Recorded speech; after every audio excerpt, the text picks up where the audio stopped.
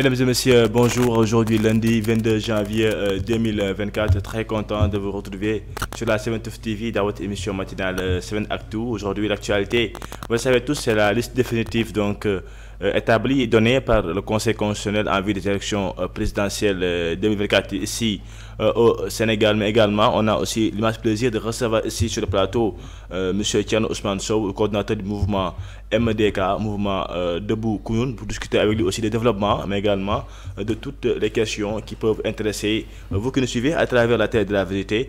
Avant tout, notre invité Thierno Ousmane Sow, Mounio, mais également Moussa Fontex Internet, mais surtout aussi vous présentez vous pour que nous ayons carrément qui est la personne Thierno Ousmane Sow. Bon, merci beaucoup Fodé de nous avoir reçus sur votre plateau 7 Truth. Donc di nuyu seeni auditrices ak auditeurs ou bien téléspectateurs, même téléspectatrices via YouTube. Di kontaan vraiment di ñëw ci seen plateau comme ni ñu ko waxee tout à l'heure man nag ñu ma gën a xamee si Thierno Ousmane Sow dëkk Kounoune. Donc né à Darou Sarr mais grandi à Kounoune. Donc jusqu'à présent ma fay dund aussi di fa occuper aussi ay responsabilités comme tout jeune boo xamante ne il est prêt à servir sa communauté. Donc sur le plan professionnel, je suis enseignant de profession et je sers au lycée de Kounoune comme professeur d'allemand. Voilà, donc peut-être ça c'est une brève présentation. Peut-être buñ duggee ba ci biir waxtaan bi am na point yoo xamante ne mën nañ ci ñëw comme dans la vie associative, les fonctions que j'occupe là-bas, etc. Mais di nuyu avant tout aussi li tax nga invité moom mooy de parler du mouvement associatif, particulièrement notre mouvement, le mouvement Debout Kounoune. Donc qui m'a fait l'honneur de me choisir comme coordonnateur. Donc je ne les remercierai jamais assez pour cette confiance-là. Donc di nuyu aussi toute la population de Kounoune, particulièrement à ma famille et notable et chef de village et toute la population aussi de Sangalkam et les collègues du lycée de Kounoune et tout le monde qui me reconnaîtront à travers ce plateau-là. Merci. Merci beaucoup. Voilà, je pense qu'il y a une seule présentation. Thierno Ousmane Sow, coordinateur du mouvement MDK, mouvement Debout Kounoune. Ils sont apolitiques, hein, ils n'ont rien à voir avec la politique, c'est à préciser. Alors, bataille, comme d'habitude, je suis accompagné de notre tendre Khoudia Ndaw. Khoudia, bonjour. Bonjour Gassama, bonjour Thierno Ousmane Sow, bonjour aux internautes de la 7 Truth TV, c'est un plaisir de vous retrouver. Comment tu te portes aujourd'hui? Ça va.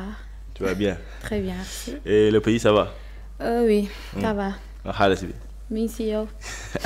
Amin.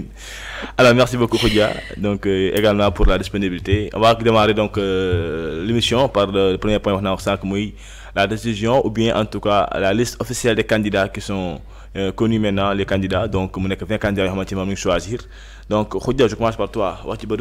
Donc on voulait attendre de savoir quels sont les candidats qui seront choisis par le Conseil constitutionnel, mais on a vu que finalement ces 21 qui ont Karim Wade. Donc avant de nous dire personnellement, comment tu trouves déjà cette décision-là du Conseil constitutionnel en choisissant 20 candidats, une situation qui est inédite ici au Sénégal? Merci Gassama. Je pense que l'on en a déjà parlé la dernière fois sur le nombre de candidats.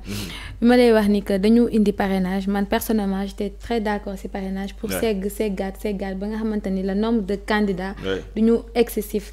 Parce que je pense que 20 c'est excessif comme candidat. Nous ne pouvons pas jël ben trône ben fauteuil voilà ñom ñep ñu bëgg occuper ben place pour man c'est trop té 20 yi mom lañu tan donc mu melni 93 ñoo nekkoon ñoo bëggona bok ci élection yi. Tout à fait. C'est vrai que wañi nañ parce que 93 ba 20 mais quand même mënon nañu gëna wañi wat le man 20 je pense que c'est trop pour qui au parrainage bi dé ci parrainage lañu joggé ségg té finalement 20 lañu mujjé jël dina metti torop que élection bi dina metti 20 pour mëna canaliser gérer 20 candidats ku nekk nga jox ko fiche ñi voter dinañ sonn milliards yu bari dinañ ko dépenser té yoy yep man je pense que mën na ñak voilà alors Khalil au niveau de la régie également à la site quotidien ñom ñu né 20 candidats en piste. Donc un fauteuil, 20 sont précipités en tout cas pour prendre cette position-là. Alors Thierno, déjà, il y a aussi cas par cas. personnellement, comment tu trouves déjà donc cette décision-là du Conseil constitutionnel en choisissant 20 candidats? Voilà, merci beaucoup Fodé. Je pense qu'on est en démocratie quand même. Oui. Je pense que foofu la ñu war a démarrer. Bi ñu lancé ne képp koo xamante ne bëgg nga.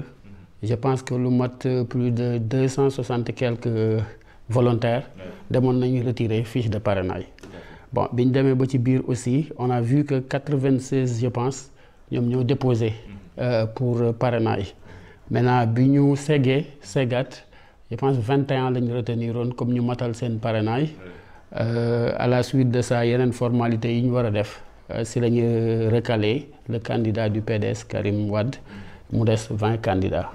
Bon je pense que ne logique bi parrainage bi amoon suivre nañ ko.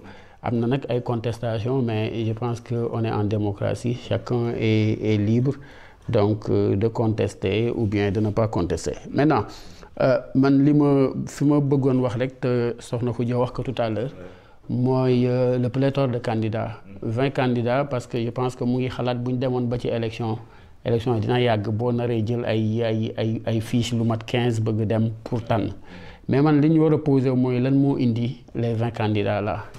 Parce que cette fois-ci je pense que loi bi dafa am lu ci bees muy le parrainage parlementaire et des élus. Bon boobu booy cette élection bi passé man dégguma woon ñu ci wax lu bëri. Je pense lu bees la ci parrainage bu bees bi. Mais parrainage parlementaire bi boo gisee ñi nga xamante ne ils sont plus en vue. Muy les candidats comme le candidat de Benno Bokk Yaakaar, le candidat du PDS, le candidat de Taxawu. Donc ñooñu ñëpp booy seet ak le candidat de Pastef ou ex-Pastef ñoom ñëpp booy seet ay parrainage parlementaire lañ def donc nag parrainage parlementaire yooyu ñoom bu ñu ko defee donc ñi nga xamante ne dañ def parrainage citoyen bon pour ñu jàll day facile parce que doublons yi du bëri wala quelque chose comme ça même si on a noté des doublons sur les 96. Donc loolu pour man parrainage parlementaire yooyu des appareils politiques yi nga xamante ne ñoom ñoo opté pour ça loolu bokk na ci li tax. Ñu am ce pléthore de candidats là. Bon peut-être nag des solutions seront trouvées pour que le jour de l'élection peut-être ñun ñu mën a choisir 4 parce que mas na fi am mën nañ choisir 4 bulletins dugg ci urne bi pour vote bi gaaw je pense loolu amoon na fi je sais plus en 2012 la je sais pas ou quoi il y avait une année où il y avait beaucoup de candidats donc daal mais man fait boobu moo ma ci gën a marqué mais je pense que parrainage parlementaire moom moo expliqué loolu.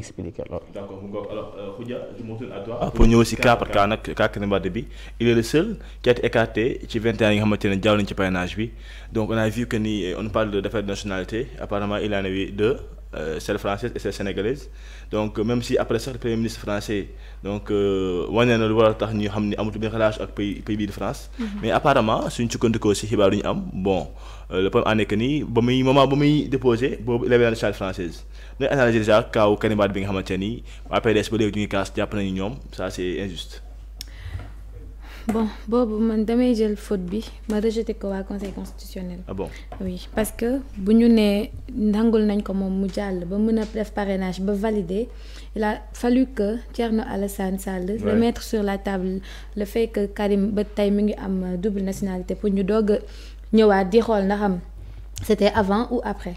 Donc man loolu je pense que problème yana et en même temps même bu fekkee ni que jàll na parrainage ba ñu indi preuve yuy waree ni que amatul nationalité française donc jarul woon ñu ko si écarté donc je pense que mënoon na jàll vu que indi na preuve yu wane ni que amatul nationalité française mais en même temps man je me dis que Karim est-ce que au-delà de parrainage je me demande est-ce que li metti na ko exactement parce que Karim c'est le candidat le plus silencieux kenn du ko dégg kenn du ko gis il est tout le temps dans un autre pays puis ñi ànd ak moom ñoom ñoo ci gën a sonn que moom personnellement man noonu laa jàngate situation bi que moom il est silencieux moom kenn dégg ko ñi ànd ak ñoom suñu yaay jooju mooy nekk ci Facebook bi ak ñi ànd ak moom ñoo ci sonn ñooy wax mais moom jusque là mu ngi noonu rek def tekk mais je pense que le fait que indi na li wane ni que bokkatul France warul woon tax ñu ko ci façon man décision boobu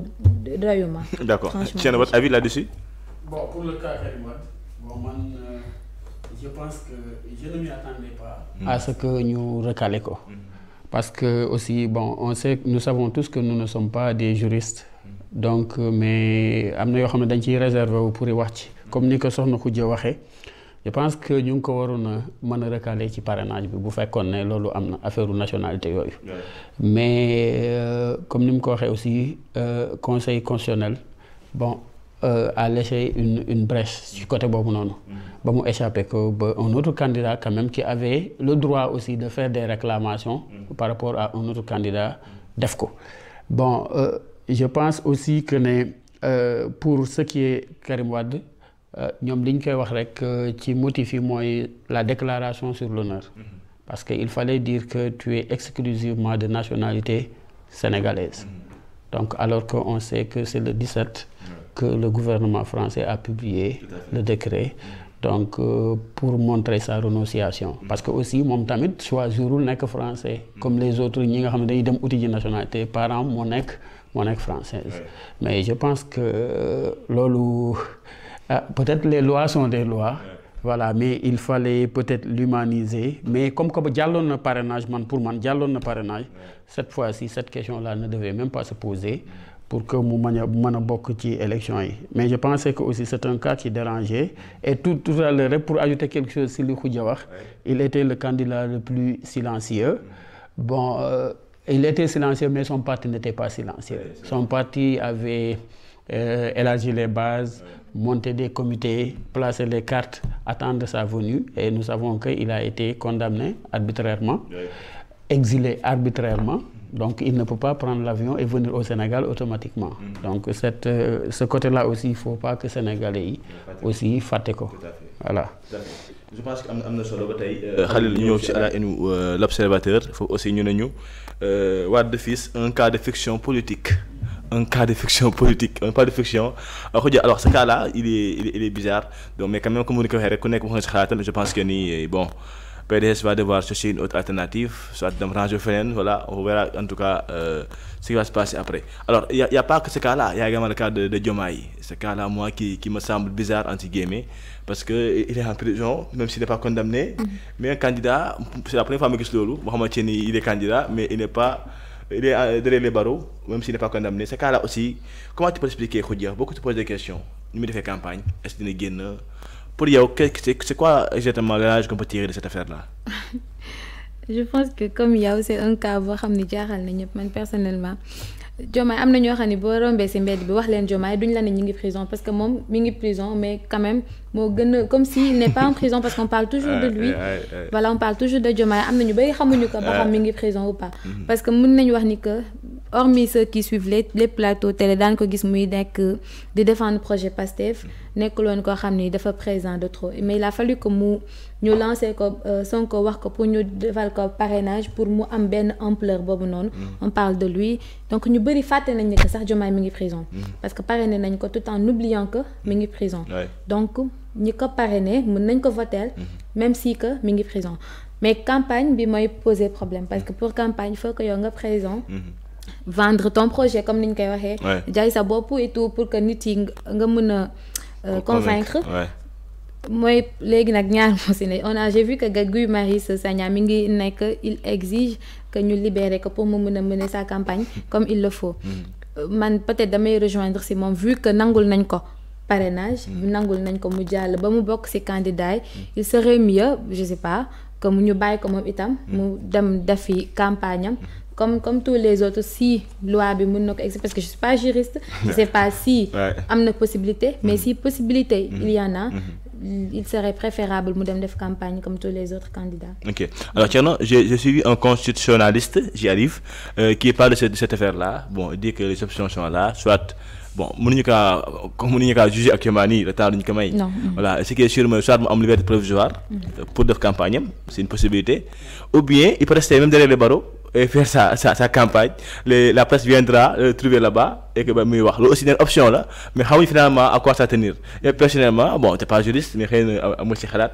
bon ñun ay xalaat rek la ñuy waxee comme ni nga ko waxee bon man dama jàpp ne une personne comme Diomaye et tant d'autres personnes yoo xamante ne ce sont des fonctionnaires des gens qui sont utiles à leur nation bon jarul sax ñu leen di tëj kaso pour man ni ma ko jàppee quoi ils peuvent bracelet électronique yaa ngi mën nañ leen ko jox ñu nekk duñ daw duñ def dara saa su leen yoon soxlaawee ñu ñëw voilà comme El Hadj Malick Ndiaye ou bien on leur donne une liberté provisoire à chaque fois ñuy dem di signer pour wane ne ils sont présents dans le pays loolu mooy premièrement comme fonctionnaire yi pour ne pas les jeter dans des caves comme ça ils sont pas utiles ils sont pas productifs vaut mieux nga bàyyi leen ñu ñëw di liggéey di dem di ñëw loolu mooy première chose deuxième chose aussi je pense Diomaye bi ñu ko tëjee yàgg na est-ce que njëkkuñu ko tëj sax Sonko voilà maintenant nag comme cas bu mel nii comme ni nga ko waxee mu ngi soog a am Sénégal te bu fekkoon ne am na beneen bu fi amoon sax mën nañu appeler à la jurisprudence xool ne bii amoon na fii ba mu fi amee nii lañ doxale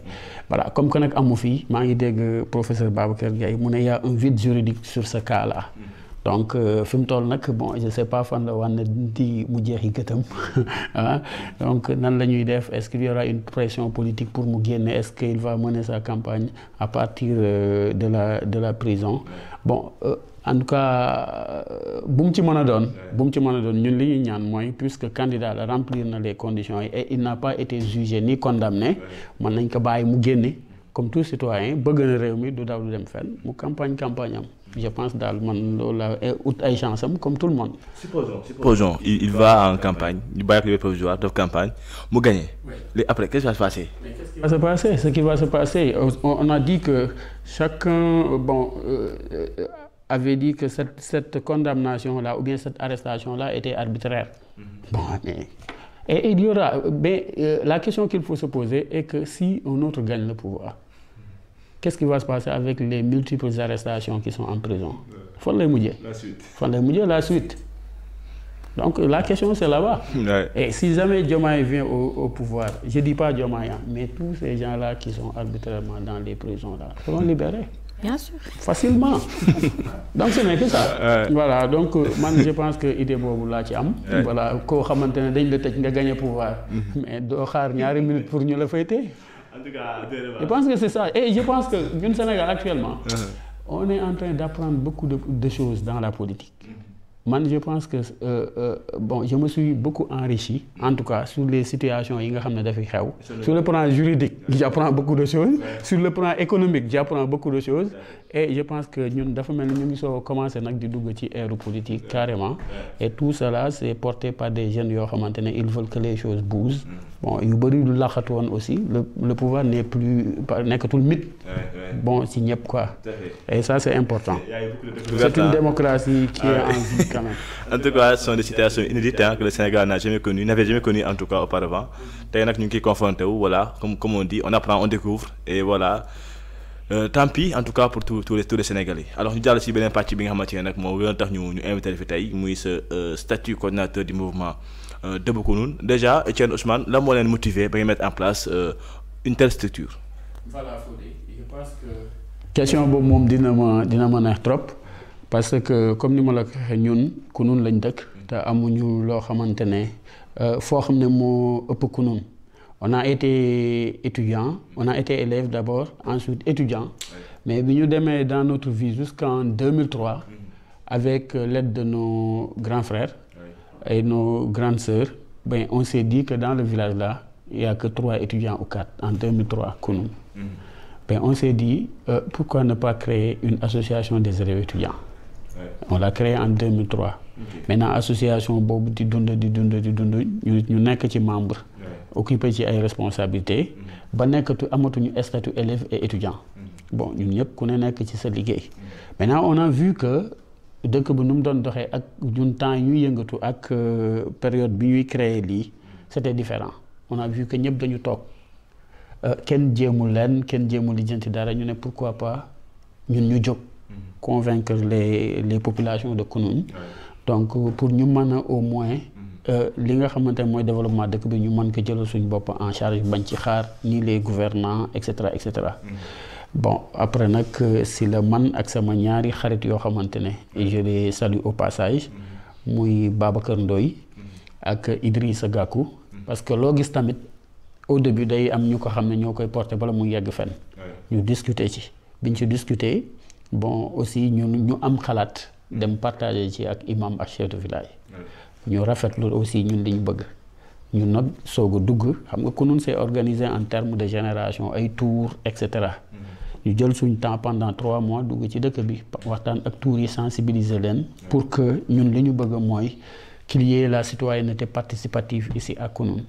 C'est quoi la citoyenneté participative? Mooy que ne ñun li ñu bëgg mooy identifier un problème urgent dans le village ñun ñëpp nag ku ne indi sa li nga am ci sa poste nga def ci bu fekkee da nga am métier bu ñuy taxawal loolu nga indi sa métier et cetera et cetera bi ñu ko defee nag les gens ont approuvé l'idée.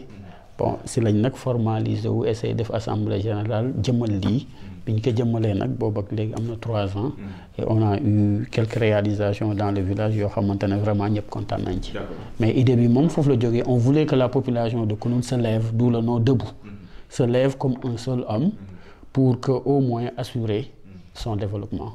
Voilà. Vu que le mouvement il est apolitique, qui sont les composants? Il y a toutes les couches, toutes les religions, toutes les ethnies, toutes les appartenances politiques. Voilà, donc le mouvement est inclusif. Donc amul appartenance politique, amul appartenance religieuse, ethnique ou religieuse. Non, c'est ouvert à tout le monde. L'essentiel c'est que nous avons des statuts, il faut respecter les statuts. Donc après, bon, je pense que tu peux être membre de ce mouvement-là et travailler pour le développement exclusif du village. Vous avez une question concernant le mouvement? Est-ce que Kounoune, ils se sont levés? Ils se sont levés. Ouais. Mais timidement, bon, je dirais pas timidement, mais il y a beaucoup de gens ont partagé l'idée. Comme je vous ai dit, au début, on était 3. Mais si on se retrouve avec déjà un bureau de 20 et quelques membres, bureau tout court, et ça dépend, c'est différent des autres membres, donc et on a pu avoir un bilan un peu reluisant, je pense que Kounoune s'est levé et a compris le message. Vos projets, c'est quoi exactement vos projets? Bon, nous avons beaucoup de projets, voilà. Donc, mais comme ni ma koy waxee rek boo ma laajee vos projets damay glisser rek peut-être sur nos réalisations peut-être. Bon, nous intervenons exclusivement ci éducation, santé, environnement, bien-être comme ni ñu ko waxee. Et loolu permettre nañu domaine bu ne rek ñu jéem ci teg benn jéego. Su ma jëlee dans le domaine de l'environnement, bon, sensibiliser nañ sur l'environnement, mais aussi avec suñu partenaire bu mel ni Nebedaay, on a pu reboiser plus de 500 pieds d'arbres à Kounoune, dans les écoles, ou bien à la mosquée, ou bien dans les rues. Donc loolu côté environnement là. Mais est-ce qu'après am na gestion bi? Oui, bon. C'est ça, c'est là où le problème se pose. L'entretien, oui. L'entretien, mais dans les établissements publics, là, on voit vraiment que liñ fa defoon ça pousse jusqu'à présent. Maintenant bu ñu doon ay mango sax mën nañ ne am nañ ay fruits maintenant. Voilà, et dans les villages les devantures des maisons aussi yooyu sauvé nañ. côté yi nga xamante ne ñooy nekk un peu excentré. yooyu mooy am problème. mais am na yu ci jot a rëcc. Maintenant bu ñu demee ci santé bi ñun santé bi bu ñu ko waxee rek ñu ngi ko focaliser ci poste de santé de Kounoune. à chaque fois dañ fay def ay nettoyage dañ fay def don de moustiquaires. On fait des campagnes sur le paludisme. Donc on est un partenaire. Ok, mais chaque image voilà. Tu peux nous montrer les images au niveau de la régie. Donc dañ koy def au niveau du poste de santé. On organise aussi parfois des qui en ligne, online, des conférences en ligne pour sensibiliser sur le cancer du col de l'utérus. Pendant Covid bi aussi dañ doon wàcc ci terrain bi distribuer ay gel, masques, etc. Sensibiliser aussi. Le palud aussi la même chose. On fait aussi des dons de moustiquaires yu ñuy jënd ñëw di ko joxaat population bi pour que ñu mën a lutter contre le paludisme. Et bi ñu gën a neex nag surtout sur le côté sanitaire mooy que on avait constaté à Kounoune que les femmes yi nga xamante ne dañ nekk en état de grossesse dañuy dem ba Tëngéej pour def ay échographie. Bon buñ demee dinañ fay lu cher déjà buñ demee dinañ fa toog tamit ba benn instant pour mën a régler problème boobu. Mais on s'est dit que ça c'est un problème urgent, il faut régler ça. Maintenant ñu def benn projet bi ñu defee benn projet ñu xamal ko waa dëkk bi yëpp par des campagnes ne leen ñun dañ bëgg appareil échographie pour yóbbu ko ci poste santé de Kounoune jigéen ñi man fii di yam au lieu ñuy dem fanaan. Bon on l'a fait pendant 8 mois yàlla jàppale ñu ci ñu réussir à acheter un appareil de 5,5 millions mettre à la disposition du poste de santé de Kounoune. Tey bépp femme bu dëkk Kounoune ba cité yi mu polariser lépp mën nga dem ci poste santé de Kounoune defi foofu sa échographie à moindre coût. Donc loolu c'est un projet phare boo xam ne on s'en réjouit vraiment. Donc et ça c'est dans le domaine sanitaire. Maintenant dans le domaine de l'éducation, comme les journées de l'excellence yi les étudiants di organiser, la plupart de nos membres donnent des cours là-bas. Et s'il y a des soutiens à faire matériels ou financiers aussi, on les appuie. On organise aussi des conférences sur la formation professionnelle parce que Kounoune dafa nekk dëkk boo xam ne dafa bëri ay ndaw. Macha allah yéen ñii dem nawetaan rek je pense seetlu ngeen que. et ndaw yooyu aussi bu ñu jàngatul rek war nañu mën a am métier boo xamante ne dafay nekk benn métier professionnel qualifiant. Donc pour ñu mën a compétitif mën a liggéey ci entreprise yi wala monter leur propre entreprise. Loolu aussi def nañ ci ay formation surtout même en entrepreneuriat et éducation financière. Donc domaine yooyu yëpp ñu ngi ci doon activé wu même si nos moyens étaient limités, mais ce qu'il faut retenir mooy que ne on a des partenaires qui nous aident, mais aussi comme ni ñu ko waxee c'est la citoyenneté participative. Bala ngay naam da nga fay ne ñun ñooy njëkk a dugal suñu loxo suñ poos indi ki am xam-xamam indi ki am talentam indi. Donc bu ko defee ñu commencé ku ñu ci fekk bon ñu xam ne moo ngi noonu. Donc ñun noonu la ñuy fonctionner quand même. Voilà. Da nga anticiper ci question bi parce que je voulais savoir comment vous faites quoi. Oui. Mais est-ce que aussi y a pas quelqu'un bien des gens qui derrière yoo xamante ni ils appuient aussi de façon volontaire. Bon on peut pas dire y a quelqu'un comme ni ma la ko waxee ñun ñooy nos premiers bailleurs ñun la. ñun suñ bopp le village. Y a des bonnes volontés yoo xamante ne ñu ngi foofu lu ñu mënti am ñoom dañuy ñëw ils ne sont pas politiques, ils ne sont rien. Mais dañuy li ñu am yàlla jagleel leen que la ñu indi am nañ suñuy connaissance aussi ñoo xamante ne fu ñu gisee ñu lancer benn projet ñoom dinañ ci dugal seen xaalis donc loolu aussi am na. Nous sommes dans la commune de Sangalkam aussi ñun bu ñu amee activité on écrit un courrier adressé au maire de la commune de Sangalkam pour lui dire que on a une activité si vous pouvez nous appuyer. Donc ça c'est tout à fait normal en tant que premier partenaire du mouvement. Mais li moo mën a wax rek mooy que ne li ñuy def lépp c'est la population qui porte ça et des amis ñoo xam ne dëkkuñu sax fii. Sont à l'étranger wala ñu nekk ñoo xamante ne ay collègues lañ wala collègues yenn membres yi ñoo ci jàpp ba ñu mën a et puis nag on ne va pas miser sur des projets yoo xam ne dañu rëy. Parce que bu fekkee da nga am projet bu rëy te amoo moyens yi day xaw doy waar da ngay ut lu ambitieux bu ko defee nga mën nga régler jàll ci leneen. D'accord. Voilà. Depuis 2020 vous êtes là 3 ans d'existence. Oui. Bu ñu évaluer tey 3 ans yi comment s'est passé cette année-là.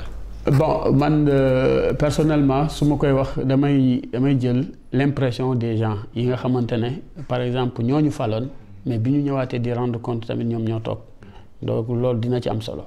Mais bi ñu toogee assemblée générale.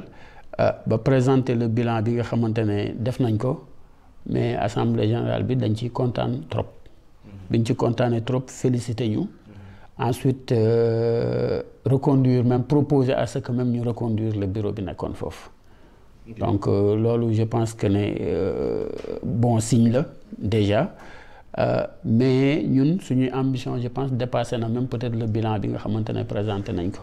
Voilà, mais à l'avenir aussi on veut essayer de faire quelque chose de plus parce que aussi boo liggéeyee bañ tàccu la il faut pas nga ne voilà yaa ngi au sommet maintenant mais il faut nga essayer innover et voilà avancer. Donc c'est ça. Vous pensez à un siège peut-être? Bon, le siège c'est le foyer des jeunes de Kounoune. Okay. Parce que c'est là où on se ressemble parfois quand il y a une grande manifestation ou quelque chose comme ça. Okay, ça m'a fait un bureau. Je vais encore poser une question. Oui. C'est un peu incroyable ou même bizarre de voir que Kounoune n'a pas un foyer des jeunes. En tout cas, il n'y a pas un bureau de foyer des jeunes.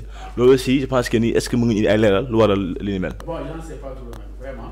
Mais ce que je sais, le bâtiment est là depuis qu'on était dans la commune de Bambilor. Okay. Le bâtiment est fait depuis Bobo. Bon, Bini, pour l'instant, qu'elle monté le bureau. Depuis la commune de Bambilor, le bâtiment est parlé, mais qu'elle monté le bureau. Et c'est confié à l'ASC. L'ASC, c'est une gestion. L'ASC, c'est une gestion au foyer. Mais je sais que nous allons saisir la commune au moins pour nous installer un bureau au niveau du foyer pour que nous puissions fonctionner. Ouais. Voilà. Toujours dans le cadre du mouvement. Okay. Bon, est-ce que le mouvement a une ambition politique? Politique. Bon, on a parlé tout à l'heure que le mouvement en tant que structure et apolitique. Mais man, en tant que coordonnateur, je peux faire la politique. Man, personnellement, je peux faire la politique. Et il y a beaucoup de membres qui sont dans le mouvement qui font la politique aussi. Mais ce qui est interdit par nos statuts, c'est que le mouvement ne soutient personne. Que nul des membres n'aille quelque part et dire que je suis venu dans une manifestation politique au nom de ce mouvement-là. Donc, certes, qui parle de développement parle de politique, mais le mouvement ne soutient personne. Et la preuve en est que quand il y a des événements c'est politique, comme l'élection, on gèle nos activités. On ne lance que des messages pour pacifier l'espace politique, mais parce que l'activité, c'est ce que j'ai lancé. Bon, maintenant, ben côté buñ fété. Mais c'est extraordinaire. Hein? Il y a beaucoup de membres qui font partie et ils occupent des responsabilités politiques dans leur parti. Mais le mouvement existe et on n'a jamais eu de problème de ce genre-là, parce que les statuts étaient très clairs et on essaie jusqu'à-là de respecter les statuts. Donc c'est ça. Vos collaborateurs au-delà de la communauté Sangalkam, il n'y en a pas d'autres aussi au niveau de la zone? De la zone, bon, comme nous l'avons dit, nous parfois nous disons parce que day jël rek envoyer sur un numéro bu ñu mettre en place bon anonymat sax parfois mën na ko doon quoi mais nag booy seet dans la réalisation de nos activités cité naa fi Nebedaay tout à l'heure cité naa fi aussi ku mel ni la coopération allemande voilà donc ñoom xam nga dañu yëngatu ci volet formation en entrepreneuriat éducation financière bu ñu daan def formation yu mel noonu ñoom lañ ciy àndal ak IADL nous formons des femmes et des jeunes. Donc, nous avons fait une formation de 5 jours, 30 personnes nous faut former. Non, 25 autant pour moi. Nous avons aussi des formations en secourisme. Parce qu'on voit que parfois dans les terrains, les gens tombent comme ça, ou bien dans les maisons, mais ils ont absence ou qu'ils secourir avant qu'il y ait une assistance. Bon, nous jugeons le nécessaire aussi. On a coopéré avec le groupement des sapeurs-pompiers de Maliksi. Nous avons vraiment formé 30 jeunes et des femmes. Donc sur le secourisme pendant au moins 5 jours aussi. Donc là aussi c'est un acquis avec sapeurs-pompiers. Maintenant aussi, j'ai parlé tout à l'heure de la commune de Sangalkam, je parle aussi des gens qui ce sont des amis qui sont en Allemagne ou en France qui sont aussi, bon, de ce fait, nous avons réussi pour nous. Voilà. Donc, si tu as des difficultés, le mouvement se lève pour participer, pour aussi. Comme si, par exemple, le cimetière, il y a des comme tout le monde, bon, matériellement, financièrement, et bon, on s'investit aussi. Donc, mais tout ce qui est à Kounoun, c'est un problème. Nous devons dénoncer, parce que tout à l'heure, il y a des images, c'est des manifestations, on l'avait organisé en 2021. C'était par rapport à la route de Kounoun et la construction d'un lycée moderne à Kounoun. Et là, c'est un problème jusqu'à présent, problème de désenclavement, mais aussi problème de lycée à Kounoun. Donc on a un terrain qui est là-bas, mais jusqu'à présent, parce que le lycée Bifané, c'est à cycle long. Il y a plus de 2000 élèves, des classes pléthoriques, des conditions très difficiles. Maintenant, ce qu'on a fait, c'est un terrain. Mais on a un terrain, mais jusqu'à présent, bon. En tant qu'on a aussi, est-ce que parfois on a une infiltration des politiques? Aussi, surtout que tu fais la politique personnellement, est-ce qu'il n'y a pas parfois des infiltrations politiques? On est très clair là-dessus. En tout cas, moi, personnellement, je pense que si tu me vois souvent à côté du maire de Sangalkam. Mais jamais il n'est question que si nous avons un mouvement, nous faisons le maire de Sangalkam. Ou un autre leader politique. Donc là, c'est très clair dans nos statuts et nous essayons de respecter parce que pour nous, donc on fait tout pour l'éviter. Voilà, maintenant, le politique, politique. Pour fermer le chapitre mouvement politique, c'est quoi maintenant la finalité? La finalité, c'est assurer le bien-être des citoyens de Kounoun. Constamment. Voilà. Donc, c'est ce qui et si l'on a commencé, parce que je pense que suñu première activité moo nekkoon l'éclairage de Kounoune parce que boobu dëkk bi da ngay génni doo gis sax fi ngay dox suñu première activité yu ñu def c'était d'acheter des lampes de trouver un technicien mu ñëw di ñu monter koñ par koñ donc dëkk bi commencé di leer nit ñi sax loolu moo leen njëkk a frappé si loolu noonu ensuite nag si la commune bi gis nañ ñi ñu ngi def ah bon xaaral ñun ñu ñëw tamit au moins parce que lii suñu ressort la et ñun tamit on se considère comme des partenaires de la commune comme ni ma la ko waxee léegi dañuy commencé benn mbir commune bu ko leer ne moom lii moo ko war a def moom dina ñëw wala état mu leer que moo nar a def dina ñëw jàpp ci ñu accompagner ko et loolu aussi dañuy pousse si dara rek mooy collaboration bi nga xamante ne les autorités war nañ ko am ak les OCB su ma nee les OCB ce sont les associations les mouvements citoyens etc. sur le terrain.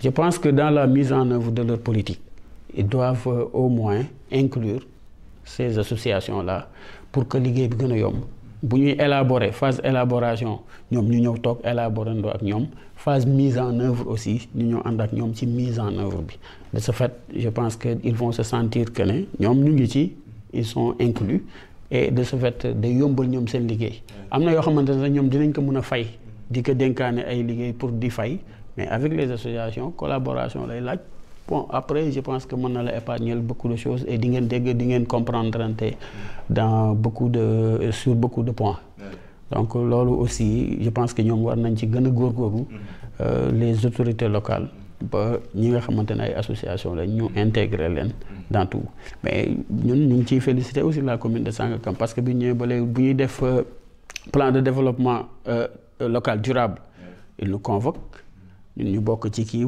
bu ñuy def budget dinañ ñu woo ñu ñëw toog bokk ci élaboration bi et loolu je pense que baax na te gis nañ aussi ñu koy def ak yeneen association. D'accord. Comment tu peux allier le statut de coordinateur du mouvement de Kounoune mais également nekk si mbiru fonction c'est-à-dire enseignant nga professeur allemand nga mais en même temps aussi ñuy def politique fait partie de la commission chargée de communication en tout cas du maire comment vous arrivez à allier toutes ces fonctions là. C'est pour vous dire la vérité.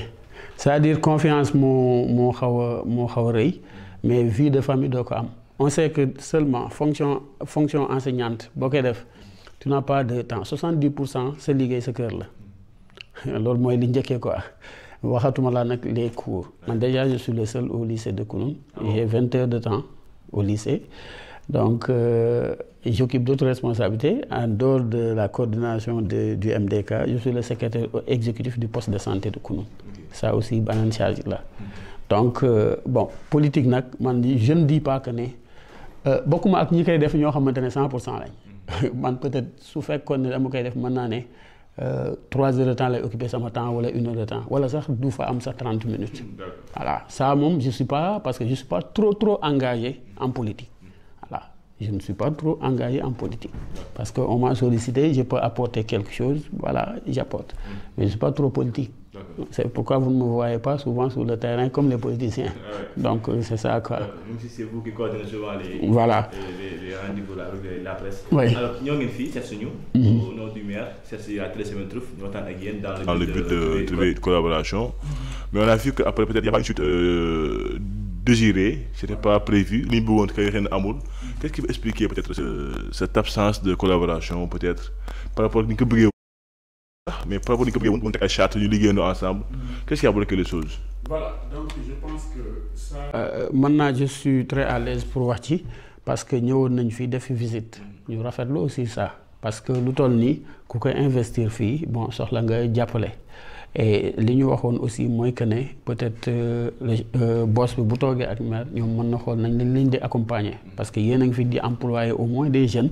yoo xamante ne ci commune bi la ñuy yeewoo donc loolu je pense que ne maire ak man ni ma ko xamee dina am loo xamante ne j'ai vu que ne ñëw na fi à l'improviste seet si leen donc aussi waxtaan ak yéen maintenant bi ñu fi ñëwee aussi li ñu fi indi woon mooy liggéey comment travailler avec cette structure là et sur le volet particulièrement même culturel je vois bien qu'il y avait des projets qui étaient ficelés maintenant projet aussi bi ñu ci jotee ñun li ñu waxoon te je pense que bi ñu leen di defar retour loolu lañ leen wax mooy que ne projets yi on les a soumis à la commission culturelle ñoom de la commune la commission culturelle ñoom ñoo waroon a xool les projets xool leur pertinence soog leen a revenir donc ñun ci loolu lañ ci yemoon bi ñu leen mettre en contact avec la commission culturelle si la jógee suñuy loxo mais jàpp naa ne comme le maire est venu là contact boobu am na parce que tey lépp lu ñuy def aussi yéen vous êtes au courant donc man personnellement dinaa jël sama téléphone def le signe wax la ne lii dina am collaboration boobu dina continuer et yéen tamit il faut toujours relancer demander une audience toog ak maire wax que seeni besoin je pense que quoi qu'il en soit dina leen mën a au moins assister comme ni ma ko waxee parce que aussi c'est normal parce que vous êtes là dans la commune et vous employez des jeunes de la commune et vous faites le service public aussi voilà. Bon, en tant que chargé de communication ci coordination bi nga bokk comment se porte la politique à Kounoune? La politique bon ça va hein on peut dire que ça va quand même ça va. Bon ñu gis ni que tu y es avec aux côtés du maire yaa ngi ci côté maire si moom lañ la xamee suñ ko mën a waxee noonu ñu gis ni que actuellement mi ngi créer benn parti bu bees est-ce que même si bu créer parti bi même si que parti bi créé na ko est-ce que tu continues toujours d'être avec lui?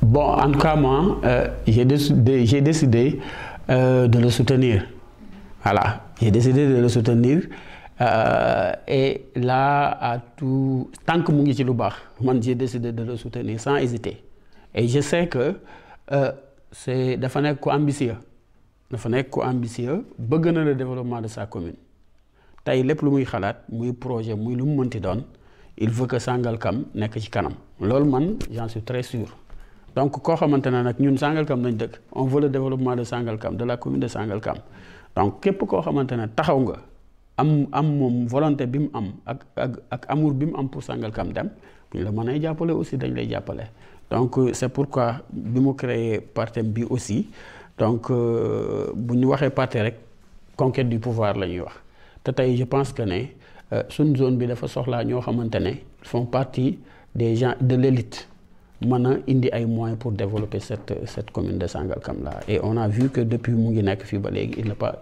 il ne parvient pas à faire ce qu'il veut faire loolu mënul ne parce que y a beaucoup de ay galgal yoo xamante ne bon peut-être dafa nekkul au cœur des affaires du pouvoir moo tax projet yu bari mënul réaliser wu donc mais peut-être avec le régime qui va venir dina changer yu bari dina changer donc c'est ça mais nous sommes là pour l'accompagner dans sa mission de développement de Sangalkam exclusivement. Peu importe. Ku muy àndal nag man personnellement je ne suis pas dans le secret des dieux je pense que maire c'est la personne morale mais ci ginnaawam mais bu dul ñi ci ginnaawam ñooy tax moom mu nekk dara te je pense que l'opinion de ces gens-là yi ci ginnaawam dafa am solo donc boo gis naa benn sortie bu mu def démb rek nee na bon mu ngi en pour parler avec les militants yi ko wër et cetera en pour parler aussi ak ñoo xamante ne ñu ngi koy saisir mais le moment venu dina jël il est très responsable dina jël kàddu ne ah bon ñun bi ñu waxtaanee lii lañ décidé c'est là la direction et voilà gars yi dem ci quoi. J'ai invité ici Adama Sow, nekk coordinateur Pastef commune de Sangalkam. Tu as suivi? Oui. Tu as suivi ça? Bon une partie oui. Voilà toog na fi nga toog bon mu ne Pape ku ne amoo droit def décision bu la neex waaw mais bu kenn fàtte ku la faloon. C'est la phrase qu'il a dit ici. Yow Khoudia a posé la question, peut-être la réponse que j'attends moi personnellement, moi, quelle que soit la position, quel que soit le choix que fera le maire Alpha Bokar Khouma, est-ce que Thierno va rester fidèle toujours? Bon, faut pas personnaliser la question sur moi. Je voudrais même revenir sur li nga ne Adama moom la wax quoi. Ku nekk bul fàtte lu la faloon. J'ai pas trop bien compris. Parce que aussi il y a une chose, su ma analyser bu baax li Adama wax. C'est-à-dire que le maire de Sangalkam doit rester impérativement à Pastef ou quelque chose comme ça mais yéen li ngeen war a xam mooy maire Sangalkam bokkul Pastef bokkul Taxawu bokkul MDRS bokkul APR bokkul faneen loolu il faut mu leer ci bopp ñu bokkul fenn rien ne le lie avec les autres c'est pourquoi mu créé partem n'est-ce pas loolu leer na maintenant coalition lañ ñoom lañ demee woon coalition Yewwi bi ñu defee coalition il savait pertinemment ñoom ñëpp nag que ne moom moo nekkoon le candidat le mieux placé pour fii Sangalkam looloo tax ñu jiital ko. en termes de background. non en termes de parce que bu ñu nee politique en termes de mbooloo la du question xam-xam sax mais en termes de masse. mbooloo moo ci ëppoon mbooloo et il avait plus de chance pour gagner. looloo tax ñu jiital ko. biñ ko jiitalee aussi ñoom ku ne indi nga li nga bëgg ne ah lii lañ bëgg ci nombre de conseils et cetera tey boo xooloon le conseil municipal de Sangalkam ñoom ñoo ci ëpp maire ay conseils ñi ànd ak maire rek di liggéey. boo demee waa Pastef ak ñeneen boo xoolee ñoo ils ont plus de conseils que le maire de Sangalkam loolu tu peux vérifier ça parce que loolu ñoom dañoo ñëw am lu ñu teg ci table ji moom it mu nangul leen ko n'est-ce pas donc bu ñu àndee ba fal ko ba teg ko fi man je pense que bi ñu ko falee ba léegi ñu ngi ànd di liggéey parce que nag ay ñii liggéey ñooy parfois jote wala di échanger ay xalaat incompréhension am ànd bu amul incompréhension wala ay werante di ci am parfois xam ne ànd boobu dëggul mais au moins au niveau du conseil municipal y a la démocratie ku ne di nga jël kàddu ne lii ça ne va pas lii war nañ ko mën a defar bu baax maire aussi nangul leen ko donc je pense que si perspective boobu la ñu war a continuer dynamique boobu la main dans la main travailler pour l'intérêt de Sangalkam mais je pense que maire fàttewul li nga xamante ne moo ko fal bu ko fàtte woon tey il va gérer sans pour autant mu leen di concerter ou quoi que ce soit wala muy nekk ci ay animosité ak ñoom mais jusqu'à présent il a de bons rapports avec ces gens-là maintenant nag dans une gestion tout le monde a des ambitions maintenant les ambitions nag ku ko am mais mënoo ko freiner ay ambitions am mais tamit voilà man daal je pense que ça la commune se porte voilà et li ci des moom nañ jiital Sangalkam ci lépp lu ñuy def parce que loolu aussi c'est important parce que Sénégal beaucoup de gens font la politique mais peut-être c'est pour ñoom seen bopp et man cas bi may wax rek man j'ai dit un jour au maire que ne yow tu ne devais pas faire la politique man personnellement boobu nekkagul sax maire Sangalkam peut-être comprendre woon tamit lu may wax dama ne ko yow yaa ngi liggéey sa liggéey yàlla mu ngi lay dimbali bu ma sañoon nga continuer sa liggéey parce que politique boo si duggee yaa ci perte et loolu moo am parce que moom moo ci perte en dehors li nga xamante ne ressources yi commune bi la moom mooy jël ay ressources propres personnelles am di ko si dugal ci politique bi di ko dimbalee commune Sangalkam ay projet ou quoi que ce soit même décaissement bu yeexee mu jël xaalisam dugal donc loolu moom moo ci perte donc et kooku kii def loolu nag man pour man jàpp naa ne bëgg na te tey jii nii bu fekkoon ne koo xamante ne la il n'est pas de bonne foi je pense que rangé wu na ci pouvoir bi bu yàgg. Ah bon? Ah mais bien sûr. yéen xam ngeen ne kii pouvoir bi gën a soxlaa ci Sénégal Alpha Bokar Xuma la tudd yéen xam ngeen lool. donc nag bu fekkoon koo xamante ne li Adama Sow boobu di wax ne ku fàtte li la faloon kon dem na bu yàgg parce que beaucoup de gens yu nekk. ah non mais xam nga tu sais c'est-à-dire man dama jël li ma lay wax rek mooy que ne choix bu Pape Sow di jël ay militants am la ciy àndal jël ko. parce que tey man mi lay waxal nii bokkuma ci ay militants ñi nga xamante ne ñoom lay àndal def politique dëgg bokkuma ci. Ah bon? tu as compris. Maintenant li ma lay wax choix bu ñuy jël ñoom. bu boobaa gars yëpp dinañ ko xam mais jusqu'à présent sur la voie de la rupture la inscrire discours yi ngeen di dégg yëpp am nañ candidat dinañ waxtaan dinañ ut candidat changer le Sénégal loolu lay wax. yaa xaw ma nag yéen a ngi koy dégg wala déet. maintenant nag li ci des mooy ku ne na nga analyser parce que fi nga jëm aussi boo ko waxee doo yegg. c'est ça la réalité. voilà. man kay xanaa peut-être damay ne man je m'attends à ce que un jour Pape Sow xëy na ànd na ak pouvoir vu que ni Thierno Ousmane waxee man je m'attends à ce que mu xëy ranger au pouvoir je sais pas nag. man lu may wax daf may leer lu may wax man daf may leer. daf may leer dama ne la man personnellement yoruma kaddu MDD. Tout à fait. yoruma kaddu maire de Sangalkam. comme que nee na leen dans les jours à venir dina prononcé wu ah mais bu prononcé wu ñun ñëpp ñu bokk kii bi message bi xam ne fii la affaire bi jëm. du dëgg. bon on va patienter fi mu toll li des je pense bëriwul bientôt c'est la campagne. mais voilà ku ne di nga xam fi nga xam ne maire jëm mais man li ma la wax je t'invite aussi moom kaddu yi muy wax sorteem yi muy def nii li muy lancer mouvement am ak sortie bi mu def Demba Sangalkam est-ce que déglu nga ni mu waxee. man li nga waxee en tout cas je m'attends à ce que mu bokk ci pouvoir bi. on peut en tout cas non man sama avis man personnellement mooy que ne mënuma la ne lii lay wax wala lii lay wax. D'accord. Parce que je ne veux pas aussi, man, je tiens beaucoup à ce que je dis. Je tiens beaucoup à ce que je dis. Crédibilité, surtout. Voilà, vous avez compris. Donc maintenant, attendons de voir. Laissez le temps. Parce que aussi, il y a une chose quoi. Parce que t'es maire, Boune par exemple, man, je me range dans l'opposition. Am une minorité Boune man, je me range ici. L'autre minorité je me range ici. Je pense qu'il faut qu'il y ait ñu toog waxtaan ba juboo si loo xamante ne et man jàpp naa man personnellement jàpp naa maire bu doon dem si pouvoir bi dem na bu yàgg man boobu jàpp naa loolu quoi bu fekkoon day dem ci pouvoir bi war dem na bu yàgg quoi parce que année yi mu fi def yëpp gis ngeen ni mu sonn année yi mu fi def yëpp gis ngeen ni mu sonne quoi voilà maintenant nag nañu bàyyi ba mu prononcé wu et ce sera officiel. D'accord. Voilà donc c'est ça quoi. Khoudia, le mot de la fin. Bon, merci. Surtout de l'encourager ici, MDK, mouvement debout Kounoune bi. Parce que mu nekk lu baax parce que d'habitude nit ñi dañuy toog rek naan état lii amuñu lampe lii war nañu defaral li. Bu fekkee y a des jeunes ambitieux yu fa nekk. Commencé ba pare jàppale leen dafay yomb parce que jàppale koo xam ni commencé na moo gën a yomb jàppale ko defagul dara lu ñuy wax donc bon vent yal na yàlla yombalal leen projet yëpp di la remercier Gassama en même temps di la remercier waat Thierno Ousmane Sow merci à Awa à Khalil aux techniciens et merci à tous ceux qui nous ont suivis. Voilà mu ngoog merci à Mbaye Faye moom aussi mi ngi commenté Mbaye Faye, il y a Koumba Diallo aussi qui dit merci beaucoup Thierno, il y a Jean-Pierre que je salue au passage, mon ami Jean, Thierno le meilleur coordinateur du département. Il y a Abib Sam aussi qui fait des commentaires parce que nous en direct Facebook quoi, moi gars yi commentaires. Alors Thierno waxtu bi xoj nañu doyul ñu nak mais on a tellement échangé que ni xamna di nga ñëwaat inshallah ci benen fan ñu gëna échanger. Ma bàyyi rek pour le mot de la fin.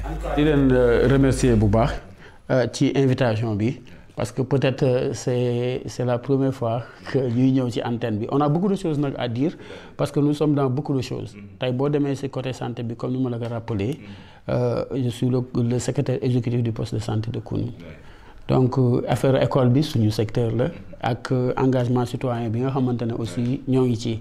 Comme nous l'avons dit, actuellement, depuis que nous avons des communautés, nous avons di xaar lépp ci état parce que état moo njaboote ñëpp te li mu yor matul moo njaboote ñëpp mais dépense am matul donc day baax ñun citoyens yi ñu cultiver ce qu'on appelle la participation citoyenne ku ne li nga am muy sa métier muy xaalis boo yor ou quelque chose comme ça tu le mets au service nga jël ci tuuti mettre que au service de ta collectivité de ta communauté loolu bu ñu ko defee rek après état bi bu ñëwee am na yoo xam ne day ñi nga xam ne pare nañ nekk nañ ci dara comme ni mu ko waxee ñoom dañuy yomb jàppale donc ñun ci loolu peut-être c'est vu à notre expérience parce que on a voyagé quand même di gis ay yoo xamante ne dañ koy promouvoir ci yeneen pays donc dañuy bëgg aussi loolu ñu commencé que suñu dëkk yi que jeunes yëpp jóg jàpp ci doxalinu dëkk bi ñeneen ñi nag bu ñëwee ñu yor moyens yi jàppale leen ñu jëm ci kanam. Donc, parce que nous sommes l'avenir de demain, l'avenir de ce pays.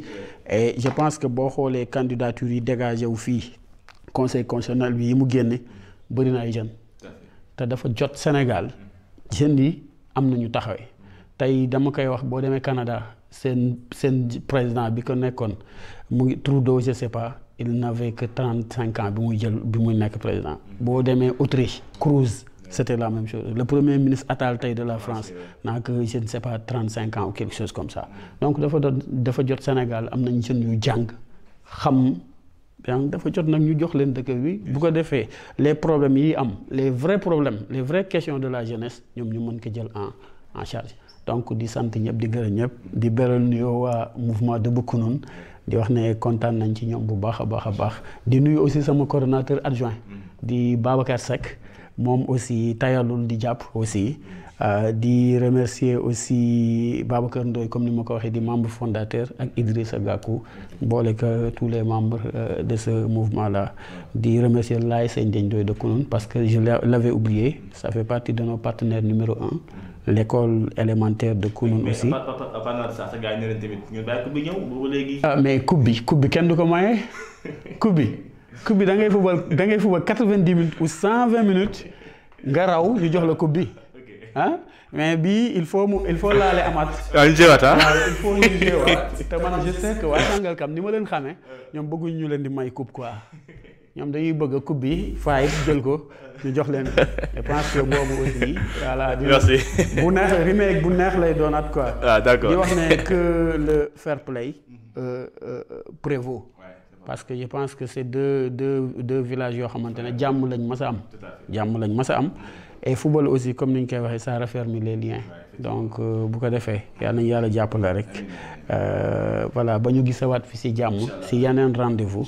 donc di sant ñëpp di gërëm ñëpp. merci beaucoup Thierno Ousmane Sow merci vraiment du fond du cœur. si disponibilité ouverture bi vraiment am na solo comme daal di Khoudia di encourage aussi le si taxawaay bi initiative bi ça n'a rien à voir avec la politique am yéen rek def lu baax pour développement dëkk je pense que loolu c'est à saluer ça montre que les acteurs de développement ngeen et je pense que les autorités qui sont là aussi war na si gën a jàpp pour gën a ñoxal li nga xamante ne mooy seen engagement.